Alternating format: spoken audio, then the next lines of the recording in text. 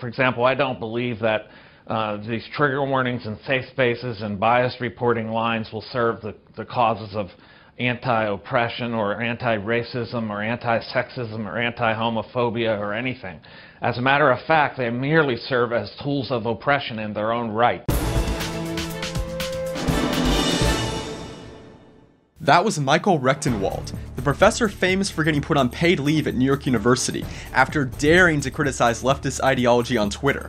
Rectenwald anonymously operated the anti-PC NYU Prof Twitter account, tweeting bits of genius like liberalism co-opts the discourse and techniques of radicalism and turns them into devices of mass manipulation, and identity politics has, to borrow from Nietzsche, made an infirmary of the whole world, as well as some witticism like, "She's worked like a demon," said Bill Clinton regarding Hillary Clinton.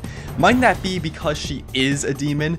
After confessing himself to be the perpetrator of these heinous crimes, Rectenwald was allegedly harassed and ostracized by faculty. A site stripped 3 essays of his name, committing plagiarism by giving someone else authorship, and NYU put the professor on paid leave. I have to be very careful here. According to NYU, there is absolutely no connection between my leave of absence and my opinions, my stated opinions. I'm sure it had absolutely nothing to do with his critique of the protected class of progressives. It's not like NYU's made any other controversial employment decisions, like, oh, I don't know, hiring white genocide communist professor George Cicarello Marr, who said the Las Vegas massacre is what happens when whites don't get what they want. But it's a Monday, and you're probably in need for a happy story, so I'm pleased to tell you that things look up for Rectenwald. The professor is now suing NYU and 4 colleagues for defamation. He alleges that faculty members used official email distribution lists to defame him in May of 2017, calling him a right-wing misogynist, an a-hole, and Satan in messages sent to over 100 NYU faculty and administrators. Rectenwald claims that his colleagues were concerned about his mental health and coerced him into taking a leave of absence.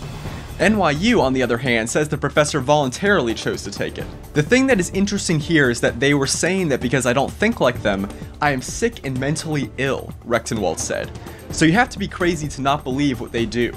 Now, it may be true that you have to be crazy to say it, because look what happened. But the professor makes an important point. We live in an era in which one side of the debate demonizes dissent.